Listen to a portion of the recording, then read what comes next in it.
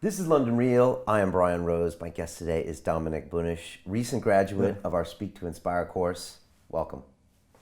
Great for having me, thanks. Tell us about you. Where are you from? What do you do? Well, I'm from Germany. I run an internet company. We're doing local job boards. And yeah, was a recent graduate of the Life Accelerator in the beginning of the year. And when I realized that you put out new courses, I was suddenly interested to the Speaking to Inspire course because I love talking, but that's actually one of my issues.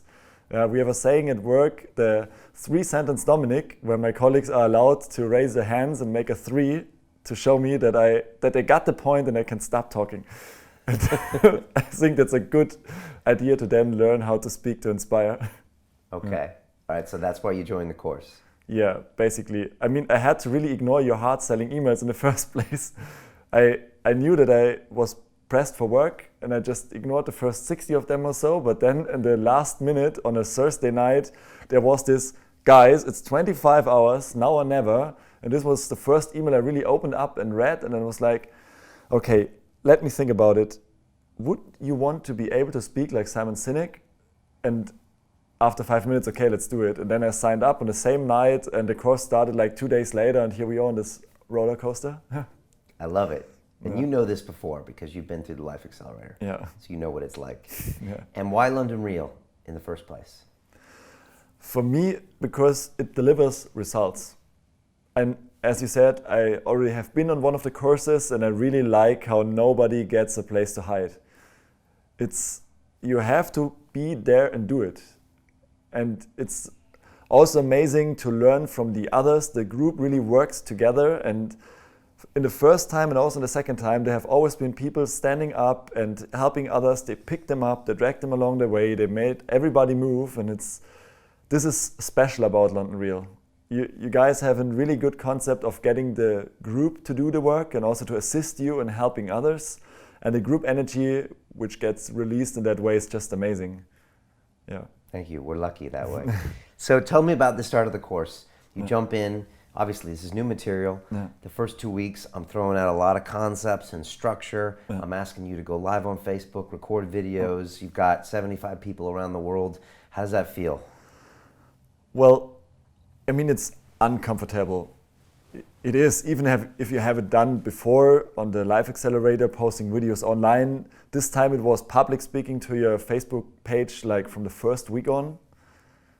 And you had to open up on topics you normally don't want to speak on your public Facebook profile.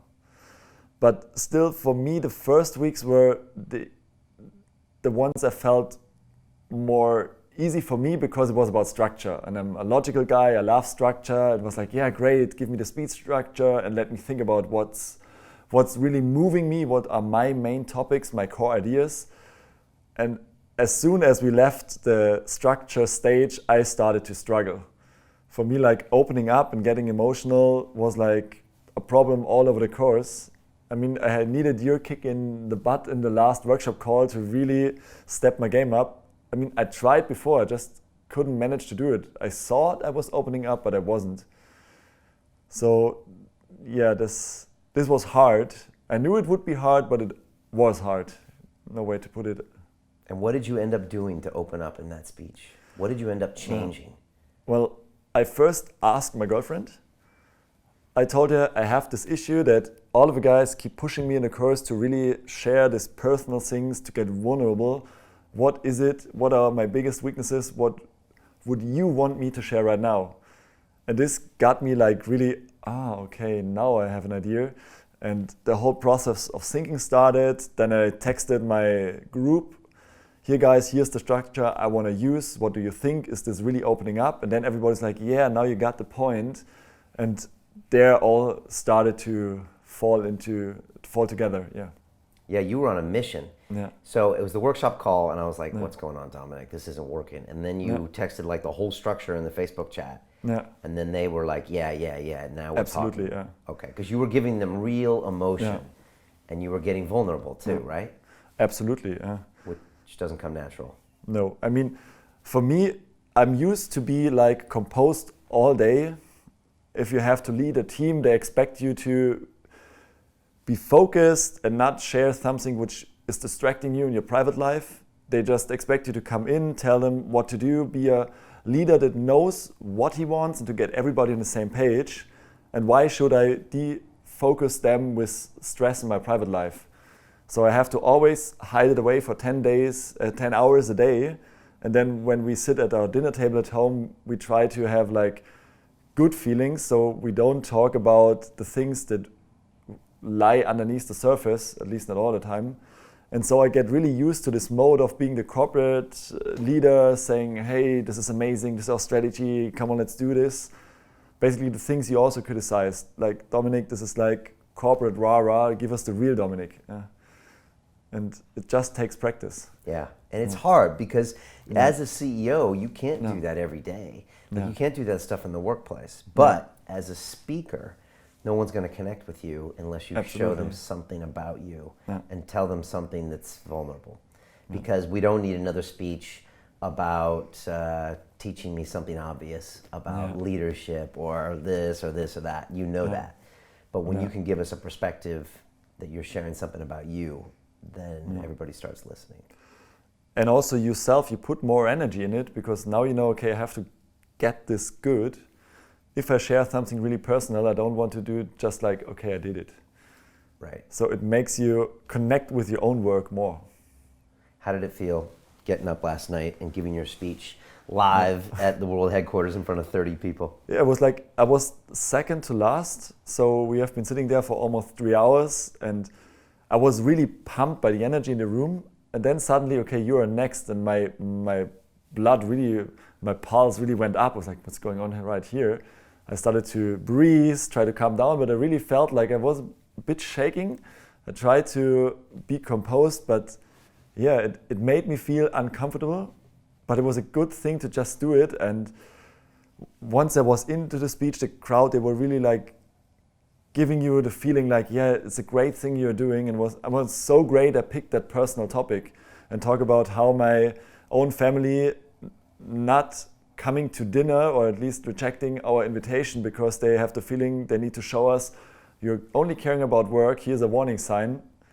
And I know it hurts them too. I know that. I don't know why they are going to this last resort, but I received a text from my dad this morning and he says, we're not coming. Go to your mind and think about why you're not coming the whole year. So why is Christmas now important when you don't show up the whole year? What do you think of that? I personally really think it's unfair because my brother and our girlfriends were saying, hey, you show up there regularly. It just seems to be not good enough. But it's only our perspective. Maybe from our parents' view, it's like if you show up, maybe we are hurried, we are rushed, we are stressed. I can understand them. I just feel it's unfair if we just make the move like 6 weeks prior to Christmas and tell them, come on by, we will cook dinner for you this year. We are doing the work, not you. We had like different events planned, one in the morning, one in the evening, one on the next day. And I don't get it why you just can't at least show up to we have like some German sausage tradition on Christmas. And even the parents of my girlfriend, my brother, his girlfriend, we invited everybody. It's just everyone who wanted to join can join. And even that they refused. So it's not only about they try to give us a lecture here, and I think that's unfair. You could talk about it, and you could at least give me a call or come by. So this really hurts, as I said yesterday, and I'm not getting it. Yeah, it's unfair, but it's feedback. Absolutely. And again, you can't see why they wouldn't do it, but they're telling you that they feel that way. Absolutely. Yeah. So, and look, when you talk about it like now, I mean, this is real talk, Dominic. Yeah. You know, when you give me a speech and you say, you know, I have everything in my life except my parents won't come over on Christmas. What does that say about me? You know, and you could say they're wrong, who's wrong, but you know, you're not together. It's here, extreme ownership, right? Yeah, exactly. It's extreme ownership. And now it's a great way for you to ask all the entrepreneurs in the audience and all the CEOs in the audience, you know, is your life great? Is your success amazing if you can't spend Christmas Day with your family? Do you have a life if you can't do that? And it's a good question. And I think this is an amazing work-life balance, work-life choices, being present, because they're probably in the Dominic CEO's eyes they're wrong, but obviously in their eyes they're feeling something. Yeah, and they have the right to feel that way. Yeah. For me, it's so hard. I have these young leaders. They are aspiring to become a founder themselves, and if I now tell them, look, guys, this is how messed up it could end, I really have the feeling that on the one hand side I could scare them off, but on the other hand side I could really give them real talk, as you say.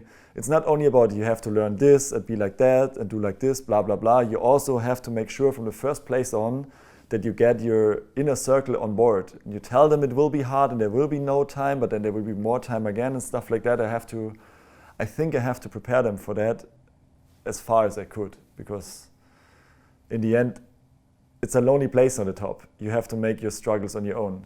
Yeah.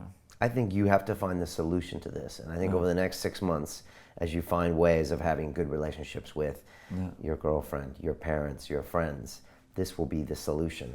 This will be maybe your book that you write next year, and maybe your TED Talk. And maybe this is the way to make the choices as a CEO that allow you to live a life that's good. You know, so maybe this is the start of your journey. Yeah, and I really need to get in the uncomfortable situation as well. Yesterday I was talking to Marcel from the course, and we both connected on like, hey, let's do like something together. He's a Swiss entrepreneur. He has been to southern Bavaria. We had instantly 3 ideas we could do together. And I have to really be careful that I not start the next thing on the side and have even less time to take care of my private life. But I'm so energized. I hear it, and within 30 minutes we have like 3 ideas. Okay, let's have coffee today and think about it and think what we can do. This is just me. It's like I get energy from it. It gets me started. But I really need to find a way to balance that out. And this might be the solution I could then share to the world. Yeah, yeah. Look, and don't deny yourself. I mean, you know, you have to say, look, this is me. I get energy from it. And if you do get energy from it and it's positive, and it's not just about maybe the money or your ego, then great. But at the same time, find a solution, because all the people in your life, they need to be important. And Absolutely. I think you finding this solution out could lead to where this speech goes. And again, I still think we need to work more on the structure. So it really speaks to me. But you made a huge breakthrough, Dominic, so thank you for going there. Thanks a lot. I know it's hard for you and for the environment you're in. And like you said, CEOs can't really talk about this stuff all the time, but it's super important. What are your plans for the next 12 months with the students in your team? What do you guys want to accomplish when it comes to your speeches? Where do you want to take this speech? Yeah, some of us already set the goal to really become a TED speaker. So I try to help them get there, be there when they struggle and don't make progress. So that's, I guess, my obligation as a team member. And for myself, I really want to get rid of the teammates saying, here's the 3 sentences, you've gone over with it. I want to become a naturally structured speaker. I mean, if I watch this interview right now, I will see phases where I could have said it in 1 sentence, but I didn't. And this is my first part of the journey to becoming a good speaker, to make it an everyday habit to be a structured speaker, and also to use emotions at the right point. But I really feel I want to do a public speech next year, either at a conference representing my company or at an event talking to young entrepreneurs or to talents all around the world. I don't know. I just want to spread the word and be on stage and be out of my comfort zone again. And I love what you said about last night. It was nervous and you didn't know why, but you did it. And that's so important that you had that experience. And now next time it's going to be easier and easier and easier. So I'm glad you went through that. How are you different? If we walked out on the street right now and we bumped into Dominic that didn't take this course, how are you different now?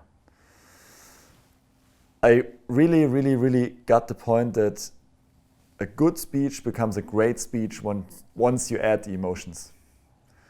I thought, that's it. A good speech becomes a great speech once you add your emotions and you get really your audience emotionally invested and hooked in. It's powerful. Yeah, okay. Last question. Someone thinking about taking Speak to Inspire, but they're on the fence. Too busy. Don't know if they can invest. What do you say? They should definitely really do it, because if you're on the fence and you have a lot of work to do, my life has been all the time this way, and I would never ever learn in 6 weeks what I learned in a course. You need someone who sets the schedule out for you, who sets out the assignments, to gives you a kick in the butt if you get lost. So if you're really thinking about it and you have a hard time like finding time for it or staying accountable, then you need a course like this. Amen to that. Yeah. Dominic, look, I love having you in the academy. I love your energy. When I saw you sign up for this course, I was surprised. I was like, what? What's Dominic doing here? Yeah. But like, look, you're always such amazing energy in the group. Yeah. You totally get the way we work here in the family. Yeah. As in, when I know you're coming in, you're like, all right, guys, this is what we're going to do on this team, and we're going to go there. And I'm really glad to see the rest of the team really give you the feedback that they wanted more emotions from you. So I look forward to your speeches next year. I look forward to you figuring out how you can become, you know, CEO of multi-million-dollar company and have relationships with your family and your wife or girlfriend and friends and still keep up the healthy lifestyle I know you love to do. Yeah. You know, I think this journey you go on will be the one that you can tell the aspiring entrepreneurs. And again, give them the real talk, because everyone's out there giving them the this is all glamour talk, and no one believes that, and it's not true. So give them what it's really like, and I'm looking forward to that speech. Yeah? Thanks, sir. All right, Dominic, I'm looking forward to it. Thank you, sir. Thanks, Brian. All right. Yeah.